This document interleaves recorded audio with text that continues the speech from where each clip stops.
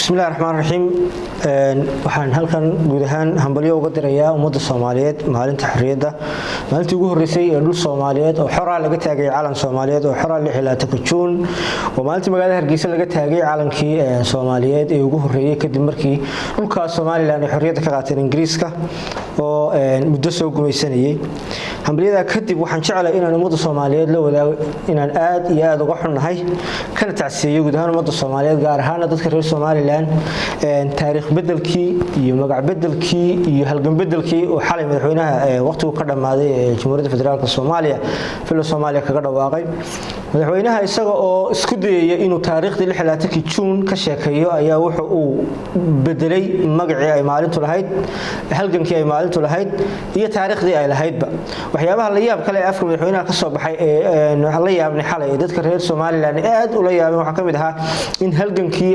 gobolada Somaliland ay qayb ka ahayd ama ay ka dambeysay SYL ururkii SYL oo ahaa urur u halgamayay xornimada gobolada koonfureed ee Soomaaliya ee uu Talyaanigu gumaysanay Soomaali Talyaani waxa aad looga xumaado garan maayo inay madaxweynaha taariikh la'aan iyo xog la'aan ka tahay iyo inuu bareeray ka tahay oo ay tahay taariikh baabiin qayb ka ah oo dawlad baabiintii 4 sano oo madaxweynaha ahaa wadanka ka socotay laakiin waxa uu baaqayaa madaxweynaha inuu arrinka raaligelin ka bixiyo taariikhdana saxo ifan hadii aanu isagu taariikh xog badan ka haynin uu samaysto la taliyayaal taariikhda aad ugu dhun daloola madaxweynaha wuxuu ka hadlay midnimadii iyo siday ku timi iyo iyada lafteeda uu gaf taariikh ka galay isagoo sheegay in ururkii SYL iyo dhalinyartii SYL ay iyagu keeneen in labadii gobol ee Talyaaniga iyo Ingiriiska kala gumaysanayeen ay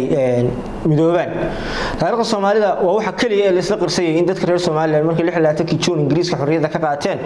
ay iyaga oo doonaya Soomaalinimo iyagoo doonaya Soomaali walaalowda shantii Soomaaliyeed oo si timaada xorriyadii ay qaateen u soo sadqayeen inay walaalahood koonfur la yimaadaan si loo helo dawlad Soomaaliyeed oo Soomaaliya oo dhan ku wada qanacsantahay taasoo markii dambe weedo keentay burburkii Soomaaliya iyo in dalkii uu kala qaybsamo waa taariikh bedel labaad oo madaxweynuhu ku dhawaaqay sameeyay hadii madaxweynuhu rabo inuu ka sheekeeyo taariikhdii 16 Juun waxay ahayd inuu u yeedho odayaashii taariikhdana qaybta ka ahaa halgankiina qaybta ka ahaa midnimadiina qaybta ka ahaa oo qaar badan oo iyaga kamid ah waxa aan talaabooyin ka badnayn ay u jiraan filo Soomaaliya waa hadii ay dhabka ahaan lay taariikhdu laakiin madaxweynaha midnimada iyo taariikhda uu ka hadlayo anigu waxaan u fahmay ama dadka fikiraya fikirkooda shaqeynaya waxay u fahmeen inay uun tahay oo ku kacsi waayo madaxweynaha ka shaqeynaya in dadka goboladaas ka soo jeeda lacuna qabatayo siyaasiyan loo go'doomiyo dhaqaale ahaan loo go'doomiyo xoolaha laga xiro uma malaynayo mana aha mid ka shaqeynaya in Soomaalidu isugu soo mido bal hadii ka shaqeynaya midnimo Soomaaliyeed wuxuu isu keenay la shantii maamul goboleed ee iyagoo midaysan dalka lagu wareejiyay maanta Jubaland baynu ognay Puntland baynu ognay inaan Somaliland waxba ka sokoyn maanta oo ay ku dhowdahay inay goodo saddexdan gobol ee maamul goboleed ee Hirshabeelle iyo Koonfur Galbeed iyo Galmudug baynu ognay xaaladooda iyo waxyaabihii ka sameeyay madaxweynaha ficilada ku suntan ma oran karo madaxweynaha midnimo ka shaqeynaya oo qodobka saddexaad hadii uu doonayo inuu midnimada iyo arrimaha ka shaqeeyo dadka ugu mudan ee Soomaaliya oo dhan oo aqoonsan tahay inay midnimada Soomaaliyeed qayb ka yihiin waxa kamid ah gudoomiyaha aqalka sare Cabdi Xaashi Cabdullaahi waa astaanta midnimada Soomaaliyeed hadii uu rabo madaxweynaha Farmaajo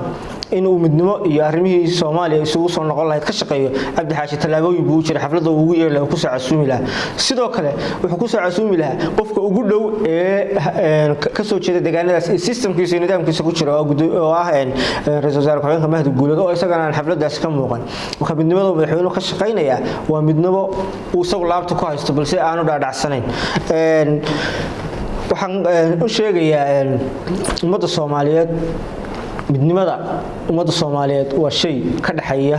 labadii gobol ee midoobay 60kii sida isugu soo noqon lahayn waa arrin u baahan qorshe siyaasadeed iyo nidaam fayow iyo badqab iyadoo laga shaqeynayo in dadkaasi waxay dhibsadeen laga raali geliyo looga garaabo laakiin hadii laga shaqeeyo oo sida filo Soomaaliya ka shaqeynayso wax wixii sii fogeynaya oo sii cunfi sii gelinaya midnimo imanaysa ma jirto dhalinyarta uu ka hadlay ee uu sheegay inay ka shaqeynayaan midnimada labaan kala qaadaya asaga dhalinyarta la shaqeysa ee uu lacagta ku bixiyo inay dadka caayaan ama dadka Soomaaliya Muqdisho jooga haaf laga deeyay ama dadka ay ka soo jeedeen deegaan ahaan Somaliland haaf laga deeyay waxay doonaan ka sheegaan asagu kuwaas u yaqaan inay midnimo doonayaan laakiin dhalinyarta aanu ka mid ka nahay iyo dadka iliidka ayaan ka mid ka nahay ee doonaya in Soomaaliya dib isugu soo noqoto iyadoo labad qabo la miir qabo la midoobana way og yihiin qaabka midnimada loo mariyo iyo midnimadu waxay tahay laakiin farmaajo iyo tiimka la shaqeeya waxaan sheegayaa midnimada aad idinku ka fikiraysaan waa kala fogeyntii ummadda Soomaaliyeed 4 sano la soo dhaafay waxa ka shaqeynaysan sidii Soomaaliya madaxiisa loo wada gal lahayd magacyo kala bixin lahaydeen u samaysateen dad baraha bulshada ummadda iskaga horkeena waxa soo dhay ummadda way si kala fogeynayaan laakiin hadda waxaan aad ugu faraxsanahay in ummadda Soomaaliyeed soo jeesatay farmaajo wuxuu wadana ummadda Soomaaliyeed wada aragtay aad baan uga xunahay magac dilkii iyo taariikh bedelkii iyo halgan doorintii xalay uu kaga dhawaaqay fil Soomaaliya madaxweynaha waqtigu ka dhamaaday madaxweynuhu marka uu ka hadlayo midnimada iyo cidii keentay wuxuu soo qaatay SYL waa naqaan xilliga la aasasay halganka Somaliland dhulkeeda laga bilaabay wuxuu bilaabmay 1900 xilligii Ingiriiska ugu horeeyay uu yimi oo Sayid Maxamed Cabdulla Xasan oo ahaa dadkii halganka bilaabay daraawiishti tan iyo xilliga ilaa laga soo gaaray maalintii xorriyadda oo 54kii ay wafdigii Maxamed Xaaji Ibrahim ra'iisul wasaaraha hore hogaaminayay ay xorriyadda u dooneen dad magac leh oo muuqle ayaa ka soo shaqeynayay halganka dadkaas oo dhan madaxweynuhu soo taariikhdiisa dafiraya wixii uu bedelay waxaan jirin waxaan sheegay halganka rag baa ka soo shaqeeyay dumar baa ka soo shaqeeyay taariikhda in la akhriyo ayaa mudan taariikhduna waa waxa kaliya hanti ummaddu leedahay reference iyo tixraac loo isticmaalo umma taariikhdeeda baabiisana magaceeda iyo muuqeeda uu isbedelaa aad baa u mahadsantahay